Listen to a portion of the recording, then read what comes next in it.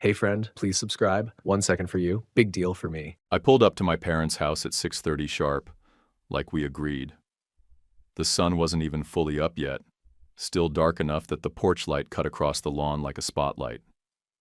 I left the engine running and got out to stretch. I'd barely slept the night before, too wired thinking about this damn trip. 6 nights in Bora Bora, oceanfront villa, snorkeling, massages, private dinners. It was supposed to be a gift, my treat for everything they'd done for me growing up. Or at least, that was the idea. I just popped the trunk when the front door swung open. My mom came out, wheeling her blue suitcase down the steps like she was on the set of some travel commercial. Her lipstick was fresh, gold hoop earrings on, that smug little half smile that always meant trouble. Then I saw him, Connor, my sister's husband, dragging his own oversized duffel behind him, like this was completely normal. I blinked. The hell is this? My mom didn't even slow down. Connor's coming instead of you. I stared at her. Excuse me? She waved a hand like I was overreacting. You work too much anyway. You can always go another time. He needs the break. Connor gave me this lazy, smug grin like we were in on some private joke together. Appreciate it, man. Seriously. I've been fried lately. I looked at my dad, who had just come out with his little carry-on. He wouldn't even meet my eyes, just kept adjusting the straps on his bag like that was the most important thing in the world. Mom, I said, trying to keep my voice level. This was my idea, my booking, my money. I planned this for the three of us. She shrugged. And we're still going. You're the one who said we should relax and enjoy ourselves. Well, Connor needs that more than you right now. Bullsh. I caught myself. Unbelievable. Logan, she said in that syrupy, fake sweet voice she always used when she was about to screw someone over. Don't be dramatic. You'll get over it. This isn't about you. That was her favorite line. This isn't about you. Quick note. Before listening, share in the comments which city or country you're watching from. And let's continue. Dad gave a weak cough and mumbled, "We appreciate you driving." I didn't answer. Just walked around to the back of the car, popped the trunk, and started loading the bags. My hands moved on autopilot, but my brain was buzzing. Connor slapped me on the shoulder. You're a real one, bro. Can't wait to hit the water. I didn't say a word. Didn't trust myself to. I slammed the trunk shut harder than I meant to and got back behind the wheel. I should have thrown his bags in the street. I should have peeled out and left them all standing there. But I didn't. Instead, I looked straight ahead and said flatly, "Let's go." They made their choice. We pulled out of the driveway just after 7. The sky had turned from dark blue to that weird orange-pink that makes everything feel fake for a second, like the world's paused between sleep and waking up. I stayed locked on the road ahead, fingers gripping the wheel tight, jaw clenched so hard my molars hurt. The car was dead silent for about 3 minutes. Then Connor cracked open a protein bar, chewed with his mouth open, and said, "So is the water super clear there? I heard you can see like 30 feet down. That true?" No one answered him. He didn't care. He just kept going. Man, I can't wait to try that seafood. I saw this YouTube video. They serve lobster right on the damn beach, like you're sitting with your feet in the sand and they bring it out on a banana leaf or something. That's wild, right? I didn't blink. Just kept driving down the 210 toward the 110, like I wasn't even hearing him. My hands stayed clamped on the wheel, the muscles in my forearms tight. I kept telling myself, don't give them the satisfaction. Don't snap. Don't curse. Just get through this. My mom leaned over and touched his arm. Make sure you take pictures, okay? Especially at the spa. I heard they use real black pearl oil. Connor grinned. Hell yeah. I'll send one to Kenzie too. She'll lose her mind. You think they'll let me bring a bottle back? Mom laughed, this fake, breathy thing, and said, if you don't pack like a child, maybe. It was like I was invisible. I could have been the damn Lyft driver. After another 10 minutes of Connor listing all the must-try dishes he'd Googled the night before, my dad finally cleared his throat and mumbled, "We, appreciate you driving, Logan?" I didn't say anything. Connor leaned forward from the back seat, hand on the headrest behind mine. "You're not mad, right?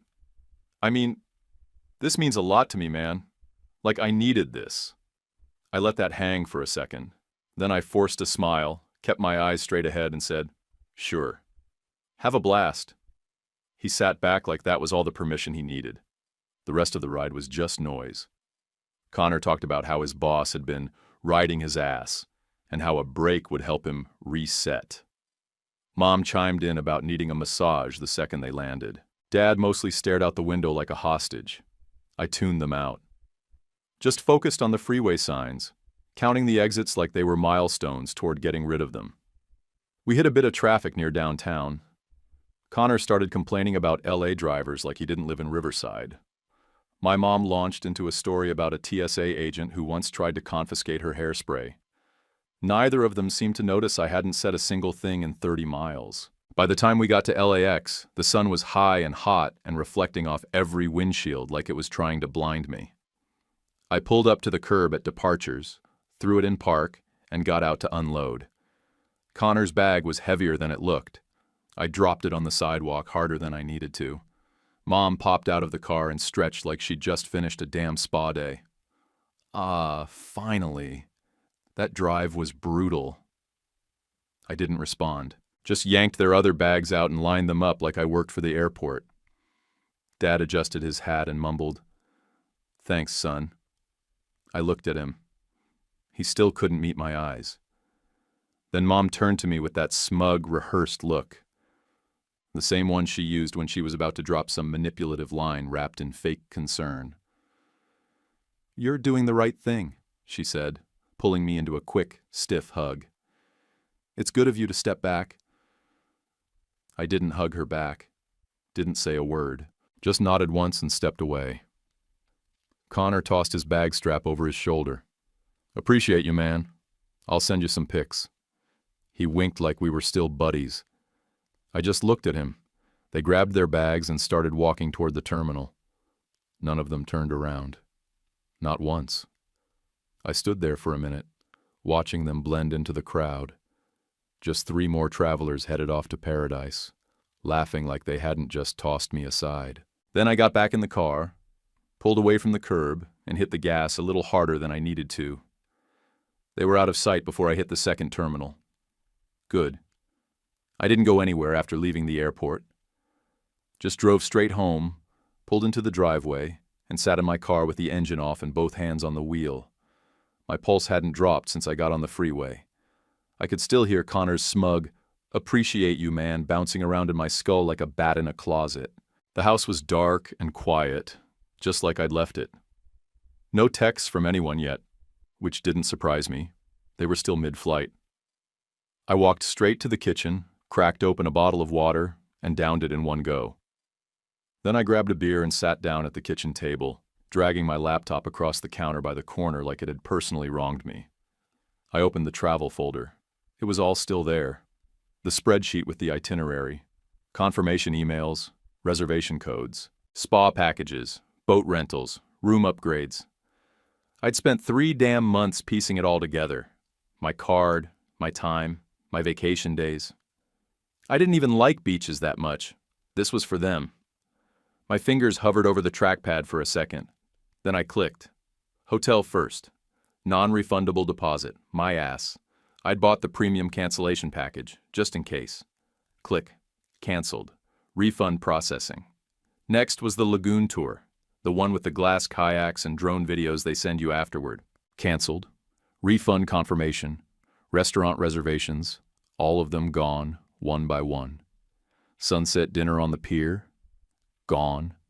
Breakfast package at the private villa. Gone. The overpriced couples massage I'd booked for Mom and Dad. Canceled without hesitation. Each new email that popped up, "Your cancellation has been confirmed," felt like a lung inflating in my chest, like I was finally breathing real air for the first time that day. I wasn't just cutting them off from a trip. I was yanking back the piece of myself they thought they could take and hand off to someone else like it was a damn party favor. By the time I shut the laptop, the kitchen was littered with empty cans, and the refund emails were stacked up like receipts from a night out I didn't regret. Not even a little. Their flight landed a couple hours later. I didn't need to check, I knew the time. I also knew the exact moment they realized what I'd done, because my phone started buzzing like it was about to explode. Mom. Logan, where is the hotel info? Dad. Call us. Something's wrong. Connor. Dude, what the hell? We're standing here and there's no reservation. Mom again. Did you forget something or did you do something? Dad. You need to call now. This isn't funny. Connor. Are you serious right now? I tossed the phone on the couch face down, grabbed another beer from the fridge, and took it out to the back porch. The night was hot, thick with that late summer stillness, and the only light was the pale glow from the neighbor's porch and the reflection off my own sliding door. I sat down in the old lawn chair that leaned too far back and stared up at nothing, just me and the crickets, and the fizz of cheap beer, and a mountain of pissed-off energy that I had nowhere to dump. It should have felt good, finally putting my foot down, but instead it felt like I was vibrating, like all the years of being the one who swallowed it, smoothed it over, made it work. They were all banging around inside me, clawing to get out now that I wasn't playing along anymore. I was halfway through the beer when the knock came. Not loud, just a few quick raps on the front door, enough to be polite but not friendly. I grabbed the bat from behind the coat rack, yeah, I'm that guy, and cracked the door an inch. Then I stopped. It was Haley. I hadn't seen her since maybe senior year. She looked mostly the same, just a little older around the eyes. Brown hair pulled into a low bun. Oversized hoodie. No makeup. She was holding a paper coffee tray with 2 drinks. She smiled, kind of awkward, and said, "Hey, I'm not here to cause drama. Just figured you might need someone who isn't screaming at you." I opened the door all the way and stood there, still holding the bat like an idiot. She looked at it and raised an eyebrow. Expecting zombies? I cracked the first real smile I'd had all day and set the bat down. Just the emotional kind. She held out one of the cups. "It's cold brew. I didn't know if you still drank it black." I took it and nodded. "I do. Thanks." We sat out on the porch. She curled her legs under her and sipped slowly like we did this every Thursday. I didn't ask how she knew. Figured I didn't need to. Small town, bigger mouths. My mom's drama didn't just stay in the family. It traveled fast. Always had. If Haley was here, it meant half the damn town probably already knew I'd nuked a Bora vacation out of sheer spite. Good. She finally said, "My cousin Melissa's friends with your mom. She called me earlier, laughing her ass off, said your mom's on the warpath and stranded at a terminal." I leaned back in the chair, head against the siding. She deserved it. Haley nodded. "No argument from me. I just wanted to say, I get it. That's all. You're not crazy. They are." The way she said it, like it wasn't up for debate, made something loosen in my chest. "I didn't even tell them," I said. Didn't text, didn't warn, just canceled everything. She took another sip. "Good. I mean, maybe I should have given them a heads up. But the second I saw Connor with a bag, I cut myself off. My voice had gone tight. Haley didn't push, just looked out into the yard like she had all the time in the world. After a second, I asked, "You always bring caffeine to people in crisis?" She smirked. "Only the ones who deserve it." We sat in silence for a while. It wasn't awkward, just quiet. She stretched her legs out and glanced over at me. "Let me guess. Your mom spun it like you threw a tantrum and ruined their vacation for no reason." "Pretty much. That tracks. She did the same thing when she caught me smoking behind the gym in 9th grade. Made it sound like I was leading a cartel." That pulled a laugh out of me. Sharp, short, but real. Haley stood up, brushed off her hoodie. "All right. I've done my good deed. Don't let them twist this, okay? You stood up for yourself. That matters." I didn't say anything. Just watched her walk back to her car, headlights slicing across my overgrown lawn as she pulled away. Inside, I tossed the beer and her empty cup in the trash, locked the door, and stood there for a second in the middle of the living room, staring at my phone still face down on the couch. I didn't pick it up. That night, for the first time in weeks, I actually slept. The next morning, I found Haley sitting on the porch again. Same hoodie, same calm energy, like she hadn't just walked into the middle of a family landmine the night before. She had 2 coffees in that cardboard tray again, like she already knew I hadn't slept long enough or made any myself. I opened the door, stepped out barefoot, and sat down beside her without a word. She handed me the coffee and tucked her legs up under her like she always had in high school, like chairs weren't made for sitting normal. The wood was warm from the sun already, the kind of heat that makes everything feel slower than it is. We didn't say anything at first, just drank. I finally broke the silence. You ever feel like you're the guy they call after the house burns down? Like, not the one they want, just the one who shows up with duct tape and a shovel. Haley gave me this slow nod, like she didn't just understand it, like she'd lived it. I kept going. I didn't want to, but it started coming out, and I couldn't stop. I was the backup kid, Haley. My sister was the golden one, cheer captain, married young, all that suburban princess crap. I was the solid one. I fixed things, took care of bills when they fell behind, paid for their AC repair last year, even booked this damn trip with my own vacation time. Thought maybe I'd get, I don't know, something back for once. Her eyes stayed on me the whole time. No judgment, no polite nods just to fill space. Just real listening, the kind you don't realize you needed until you're neck deep in it. They didn't even blink, I said. Just swapped me out like a defective part, handed my seat to Connor like I was never meant to go in the first place.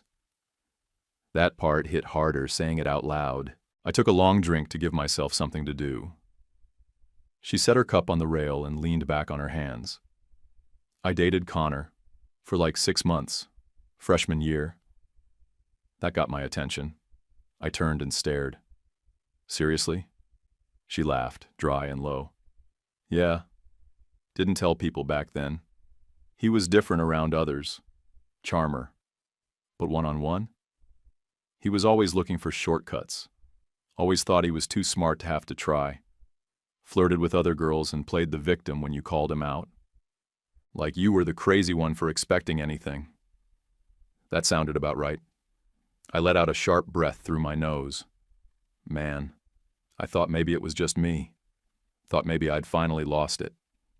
Haley looked over. Number you were just the only one who finally said no. I laughed. For the first time in days, I actually laughed. Not some tight, polite chuckle, but a real, honest laugh that came from the gut. Haley smiled too, soft and tired, but it was there. I shook my head. She really said, "You're doing the right thing." Like stepping aside for Connor was some kind of noble sacrifice. She manipulates people by making them feel guilty for having boundaries, Haley said flatly. I've seen her do it since we were kids. It's her thing. That and acting like everything's fine while she's twisting the knife. I looked out at the lawn. The sprinklers had come on late, so the grass was still wet and shining in the sunlight. I took another sip, let it burn down slowly. They act like I owed it to them, like my time and money don't belong to me. That's because they got used to taking without asking, she said. You trained them, and now you're untraining them.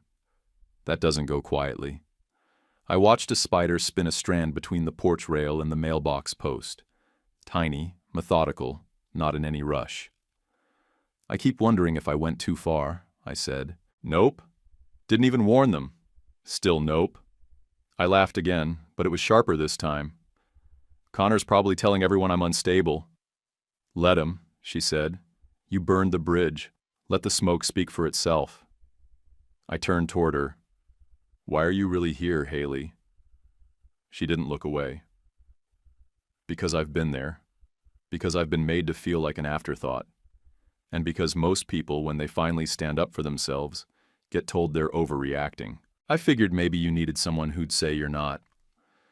I didn't know what to say to that, so I just nodded and looked down at the cup in my hands.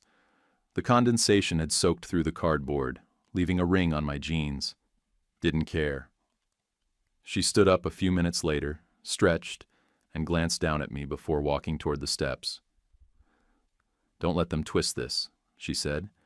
"You stood up for yourself. That matters." Then she was gone. The porch was quiet again, but not empty. Her words didn't float away like the rest of the world's noise. They sat, solid, heavy in a way that felt good, like the kind of weight that holds you steady when the wind picks up. That night, I slept with the window open and my phone on silent. No dreams, no tossing. Just quiet, real sleep. And in the morning, I didn't wake up angry. The next morning, I rolled over, grabbed my phone off the nightstand, and held it face up for a few seconds before turning it on. I already knew what was waiting. Still, part of me hoped maybe the silence had stuck. No such luck. The notifications lit up instantly. 3 voicemails, a handful of texts, and 1 missed FaceTime call from Mom at 3:40 in the morning. First voicemail was Connor. Of course. His voice came through sharp and cocky, like he was mid-argument, but already sure he'd won. "Logan, man, I don't even know what to say. That was some petty-ass high school move. You embarrassed everyone, made a scene from 5,000 miles away, and for what? To prove a point? Grow up." Click. Second was Mom. I braced myself before pressing play. "You humiliated us. You think it's funny that we were turned away like criminals? They treated us like we were trying to scam our way in. I had to pay out of pocket for a last-minute room, and Connor got sick from the food. This is not what a son does. Shame on you." Click. The third was Dad.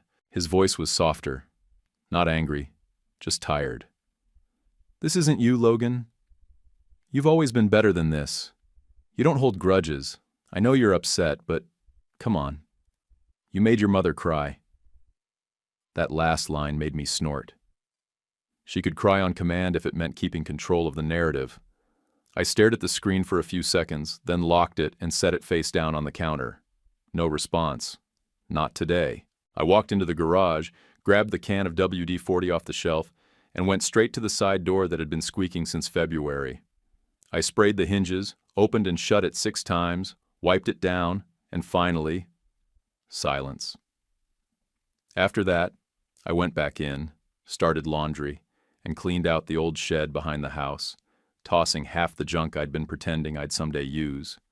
Broken hoses, cracked storage bins, a lawn chair with one leg taped together. By noon, I was covered in dust, sweat, and grass clippings, but I hadn't looked at my phone once. The knock came around 2:30. I wiped my hands on a rag and opened the back door. Haley was standing there with a bag from that Thai place off Main, the one with the tiny parking lot and the best pad CU in town. She held it up like it was some peace offering. "You eat yet?" I stepped aside and motioned her in. "You keep showing up like a stray cat." She smiled. "You keep answering the door." We sat at the patio table under the tree, using mismatched lawn chairs and an upside-down crate as a footrest. The air was heavy with late summer heat, but there was just enough shade to make it tolerable. I cracked a cold soda, handed her one, and we ate straight from the containers. No plates, no small talk. She talked about work, how she just started at the hospital as a surgical tech, how her boss kept calling her kid, even though she was 30. She said being back in this town was like walking through a time loop. Same streets, same stores, same people treating her like she never left. "I saw Mrs. Whitaker at the grocery store yesterday," she said, poking at her noodles. "She asked if I was still planning to go to nursing school someday. I was like, lady, I pay taxes and vote now. Let it go." I laughed. "People here don't want you to grow. They just want you to stay recognizable." She raised her cup to that like it was a toast. "Exactly." We didn't talk about my family. She didn't ask. I didn't offer. And that, honestly, made it easier. It was the first conversation I'd had in 2 days that wasn't about justifying myself. No guilt trips, no expectations. Just 2 people eating good food in a backyard that still smelled faintly like gasoline from the mower I'd run earlier. When she left, she just waved and said, "See you around." No hug, no emotional wrap-up, just easy. That night, I stared at the ceiling fan spinning slow and uneven. The house felt heavy again, like all the words I'd ignored had soaked into the walls. I reached for my phone and scrolled through the voicemails again. Not to listen, just to remind myself they were still there. Then I hit call on Dad's name. He picked up after the second ring. "Logan." "Yeah, it's me." There was a pause. Not long, but just enough to feel loaded. "I'm glad you called," he said. "Your mother's been—" I cut him off. "Let's skip the guilt part. I just want to say what I have to say." He sighed. "Okay. I didn't do this to be cruel. I did it because I'm done being the one who makes things easier for everybody else. They replaced me like I was a seat filler. So yeah, I canceled everything. I don't feel bad about it." There was another pause. I could hear him breathing through his nose, slow and steady. "I just think you're being extreme. And I think you're still more worried about her being embarrassed than me being disrespected." His voice dropped lower. It wasn't personal. It was to me. He didn't argue, just stayed quiet. "I didn't make this choice for drama," I said. "I made it because I finally hit a wall. You all made your call. I made mine." I waited. He didn't answer. I let the silence stretch for a few more seconds, then said, "All right, that's it." He said my name once, soft and worn out, like he wanted to say more. I hung up. Then I turned off the ringer, tossed the phone on the couch again, and went back outside. The shed was cleaner than it had been in years. I sat in the doorway, cracked another soda, and let the last of the daylight spill across the yard. I didn't feel proud, but I didn't feel sorry either. I got there 10 minutes early. Parked across the street from my parents' house with a coffee in one hand and the windows down, letting the morning heat bleed into the truck. The AC still worked, but I didn't bother turning it on. I wanted to feel uncomfortable. I wanted to be sharp. Their front lawn looked dry and patchy, like nobody had touched it the entire week. Figures. The house was dark, shutters closed. No sign of life except for the squirrel tearing through the bird feeder on the porch. I just sat there, waiting, sipping, watching the empty driveway. Then the taxi pulled up. Big yellow van, brakes squealing as it rolled to a stop. The door slid open, and out came Connor first, sweat-stained, red-faced, and pissed. He yanked 2 bags out with zero finesse, one of them tipping and landing hard on the driveway. Then came my mom, sunglasses on, scarf tied around her neck like some celebrity crawling home from rehab. And last was my dad, moving slow, carrying his own bag like it weighed more than it did. I didn't get out of the truck. I just watched. Connor spotted me first. His eyes locked on mine, and his face twisted like he'd just bitten into something sour. He didn't say anything, just stood there with his hands on his hips, breathing heavy. Mom looked over next, took her sunglasses off, narrowed her eyes, and crossed the lawn like she had a point to prove. "You have no idea what we went through," she snapped before she even reached the sidewalk. "Do you know what it's like getting denied check-in in a foreign country? It was humiliating. People stared." I leaned out the window a little and sipped my coffee. "You got denied because there was no reservation, because I canceled it." She threw her arms up. "We had to scramble for a hotel. We lost the ocean view. Everything was chaos." "Must have been tough," I said, being treated like an afterthought. Connor chimed in from behind her, dragging another bag up the walkway.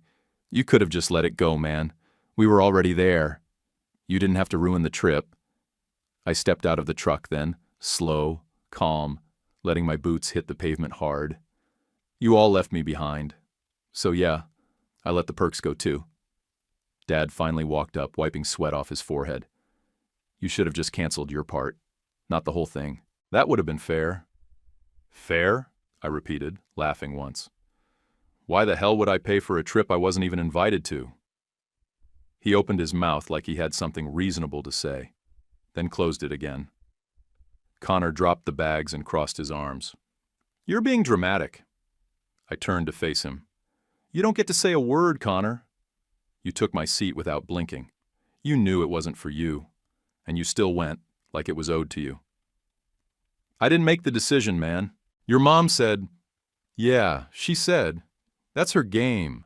But you still packed your bags and climbed into the car like a spoiled little kid getting handed someone else's birthday present." He scoffed and looked away, but I wasn't done. I turned toward all of them. "You want to talk dramatic? Let's talk about the last 10 years, the calls when bills were late, the repairs I covered without a word, the Christmases I hosted, paid for, cleaned up after. You all came to me when you needed something, and I never once threw it back in your faces. But one damn trip, my trip, and suddenly I'm just removable." Mom stepped forward, arms crossed tight. "That is not what happened." "Yes, it is," I said, calm now. "You handed my spot to someone else and told me it wasn't about me. You made a choice. All I did was match it." Dad rubbed his forehead like this was giving him a migraine. "You've made your point, son. We get it." "No," I said. "I don't think you do." They all stood there in silence. No excuses, no apologies. Just blank stares like they were waiting for me to cool off and forget. I looked right at Mom. "You're lucky I didn't cancel the return flight, too." Her eyes widened. Not fear, just pure ego bruised. She opened her mouth, then snapped it shut when I stepped back toward the truck. "I don't owe any of you anything," I said. "Not my money, not my time. And definitely not another damn second of explaining why I'm finally done being second place." I got in, slammed the door, and didn't wait for a response. As I pulled away, I saw Connor kick one of the suitcases like it was the luggage's fault. I didn't look back again. I got home from their place with my hands shaking and a sour taste in my mouth. I didn't cry, didn't scream, didn't even pace the room. I just walked inside, looked around my living room, and saw everything for what it was. Leftovers. The couch was the same one my parents gave me when I moved out 10 years ago. The armrest still had the faint imprint of my dad's elbow from when he used to fall asleep watching late-night baseball. The coffee table wobbled if you leaned too hard on it. The rug underneath had a wine stain from a Christmas party they made me host because their place was too cramped. I grabbed the keys, drove straight to a furniture store and bought a new damn couch. Gray, clean lines, firm cushions. No one else's memory embedded into it. The guy tried to upsell me on a matching love seat. I said no. I wasn't building a guest room for ghosts. By the end of the day, the hand-me-down couch was on the curb. The rug got rolled up and tossed. I rearranged everything. Flipped the layout, moved the TV, pulled my old photos out of storage and hung them. Not family shots, but ones I'd taken on road trips. Arizona deserts, a rusted gas station sign off Route 66, a cracked window reflecting sunrise in Montana. I didn't ask permission. I didn't run it by anyone. It was my space now. Fully mine. Most evenings I took walks after dinner, just around the neighborhood. Clear my head. Sometimes Haley would join. She didn't make a big thing of it. Just texted, "Walking?" And I'd reply with a thumbs up. We talked about dumb stuff, which band actually deserved their Grammys, who had the worst fashion in high school, whether that one substitute teacher really got fired for stealing headphones. She was easy to be around.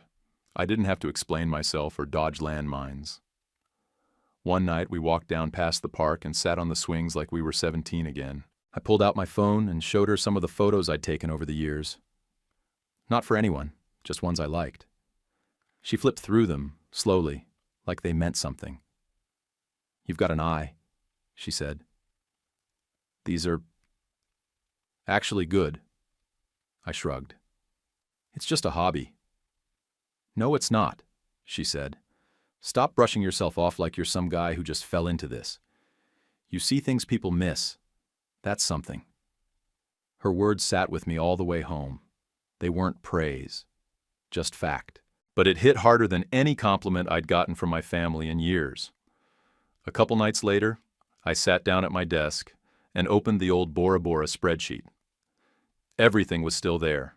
The canceled bookings, the reservation numbers crossed out in red, the notes I'd written in the margins like it was some group project that only I had taken seriously. I stared at it for a while. Couldn't bring myself to delete it.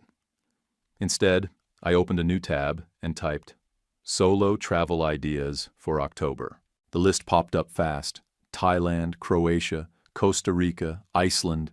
I clicked through one link after another, opening flight options, hotel packages, solo tour groups.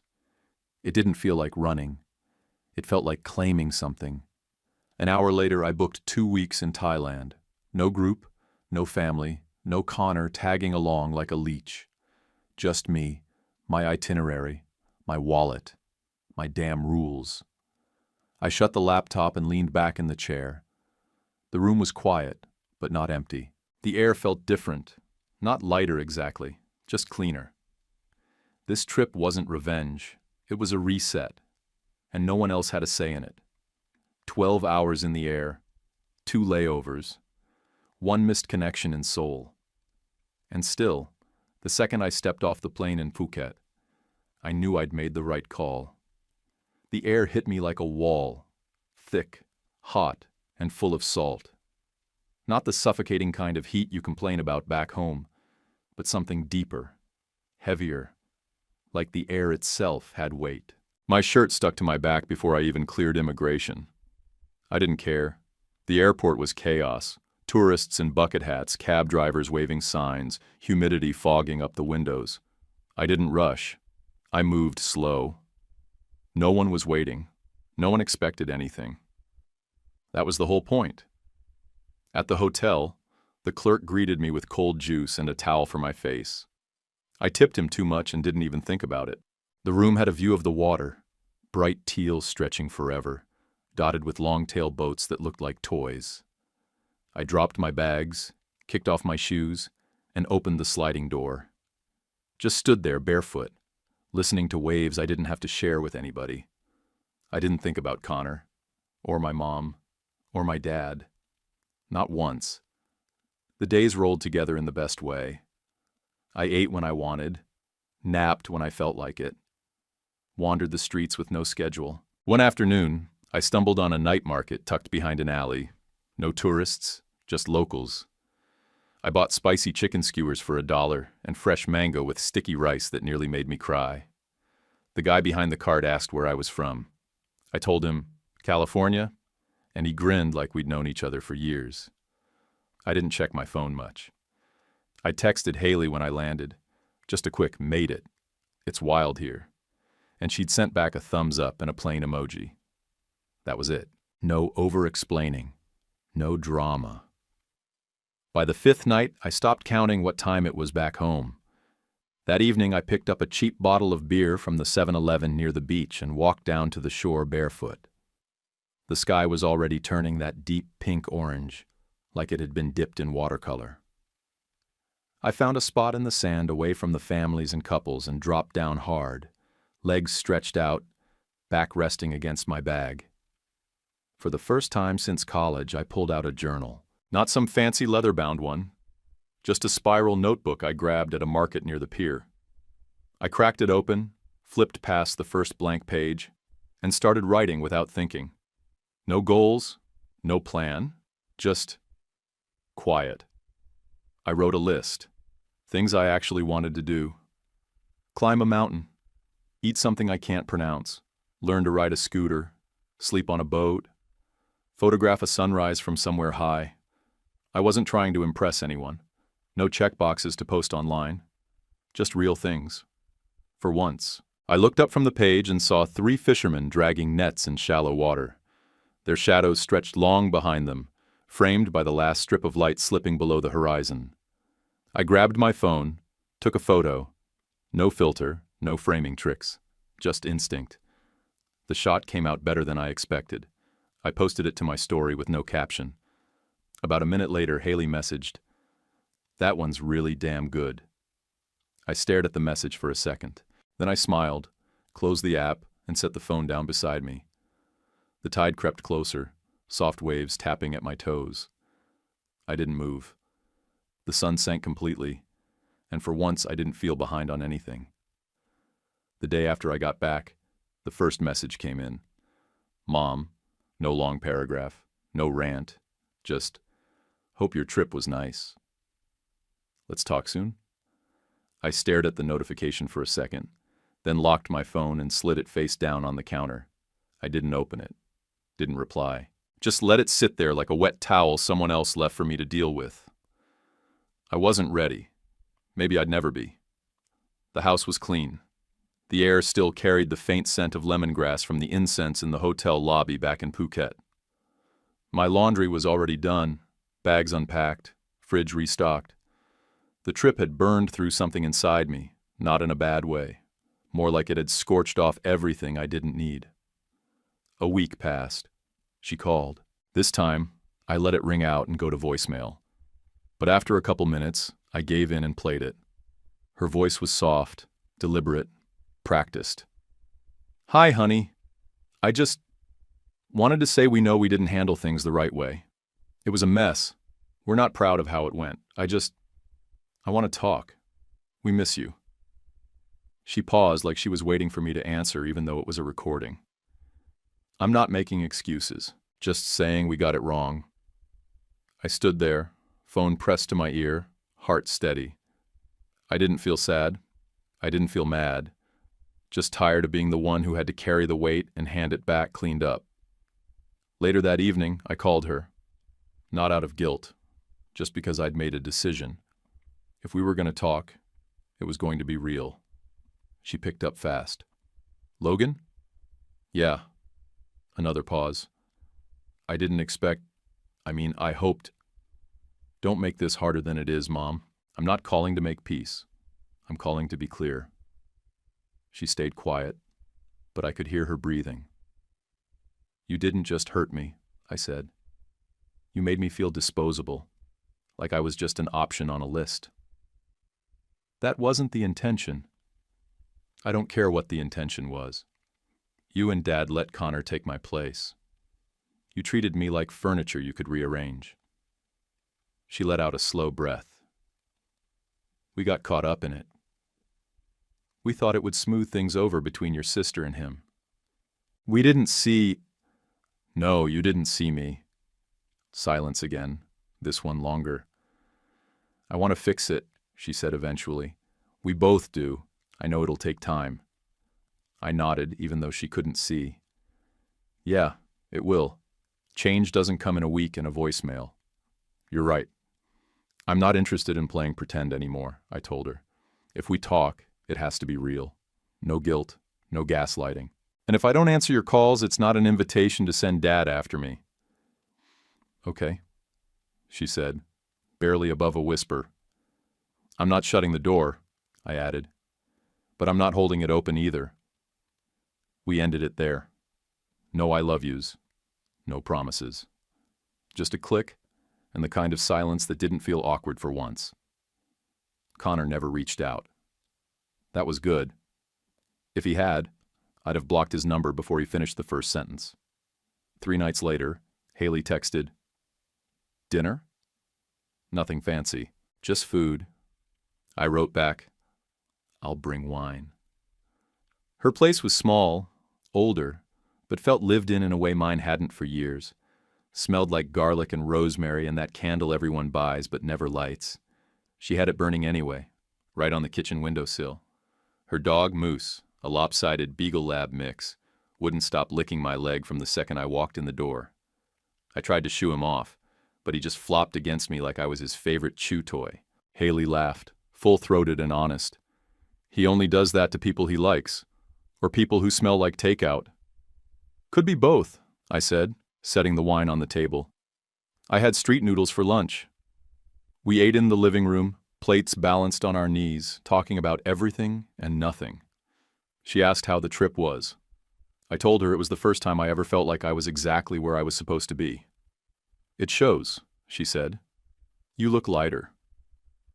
It's not a diet, I joked. She smiled, then looked at me for a second longer than usual. It wasn't a date. There weren't candles or music or any of that crap. But it also wasn't not a date. And sitting there, legs outstretched, Moose snoring between us, I realized something I hadn't felt in years. It was okay to want peace, Not the fake kind my family handed out like leftovers, but the real kind. The kind that comes from drawing a line and finally meaning it. 6 months later, I was standing on the edge of a trail in northern Utah, red rock behind me, snow-capped peaks in the distance, and a camera in my hand. Not a phone, not a loaner. A real camera. Used, scratched, but mine. Bought it with my own damn money from the side gigs I picked up doing photo work for a few small businesses and one wedding that nearly gave me a migraine. But it paid, and it built something. The photos weren't just for fun anymore. They were for something. For me. Some weekends I drove 3 hours just to catch the light right. Sent a couple shots to a print shop that sold art to lobbies and offices. One of them sold. Not big money. But enough to make it real. I'd already hit Oregon and Utah solo since Thailand. Next spring, I was eyeing Norway. Something about the cold felt right. Clean. I didn't tell anyone. Not even Haley. I just kept reading articles and looking at hostels and writing numbers down in the margins of receipts. My folks called now and then. Usually Dad. Just to check in. It was civil. Surface level. Weather talk. A birthday reminder here, a small apology there. I kept it short. No fights, but no pretending either. They knew where the line was now. I drew it with a damn carving knife and left it there. Most Saturdays, Haley and I hiked. Nothing Instagram-worthy, no matching boots or coordinated poses. Just us and Moose, who had a habit of tripping over his own ears and falling into creeks. Sometimes we'd grab breakfast after. Pancakes, strong coffee, silence that didn't need filling. It wasn't official, but it didn't have to be. What mattered was that she saw me, not the guy who fixed things, not the backup son, not the fallback plan, just me, with flaws, opinions, silence, and all. And the truth is, I'd stopped folding, stopped saying it's fine when it wasn't, stopped apologizing just to keep the peace that no one else worked to maintain. I didn't live for their comfort anymore. I lived for my own. The house didn't feel heavy like it used to. I'd filled the walls with prints I'd taken myself, swapped out the furniture that reminded me of them. The couch, the rugs, the mugs, all mine. Nothing borrowed, nothing guilt-tripped into keeping. When I sat down at night with a beer and some music playing low, I didn't feel like I was living in a storage unit full of favors I never asked for. I didn't wake up angry. I didn't go to bed spinning about what I should have said. I lived the days I chose, in the order I wanted, at the pace I set. And for the first time in a long damn while, I didn't feel like anyone's second choice, not even my own. Do you think Logan was right to cancel the trip? Drop your answer in the comments. And don't forget to like and subscribe for more stories like this. YouTube picked this for you. Tap it. Let's see if they guessed right.